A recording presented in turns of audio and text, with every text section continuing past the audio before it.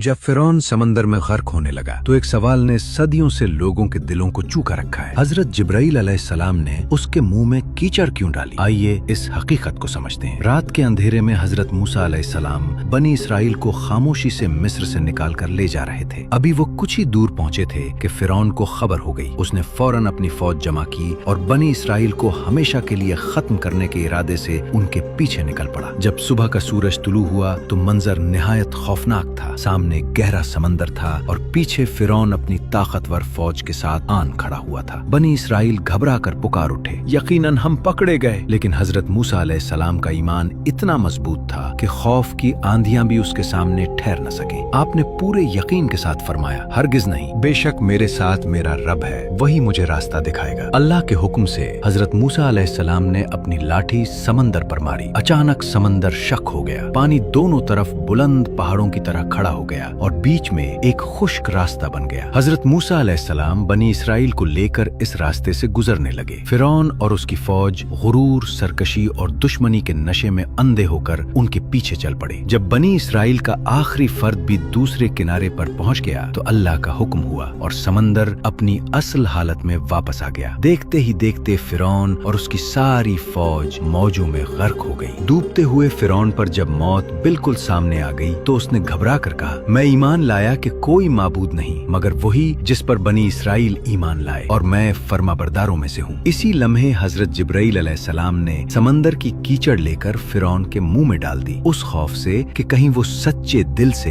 तौबा के अल्फाज अदा न कर दे और अल्लाह की बेपाया रहमत उस तक न पहुँच जाए। मगर ये ईमान कबूल न किया गया क्योंकि ये ईमान इख्तियार का नहीं, मौत के सामने बेबसी का ऐलान था। यही अल्लाह का अटल कानून है कि ईमान और तौबा उस वक्त कबूल होती है जब दिल खुला हो, न कि जब सांसें टूट रही हों। ये वाकया हमें ये सबक देता है कि अल्लाह की रहमत बेहद है मगर मोहलत हमेशा के लिए नहीं होती। गुरूर, जुल्म और सरकशी का अंजाम चाहे कितना ही ताकतवर क्यों न हो, इबरतनाक ही होता है। अगर आप अल्लाह की इस बेपाया रहमत और इस सबक को महसूस करते हैं तो उसे दूसरों तक पहुंचाना भी सदका है।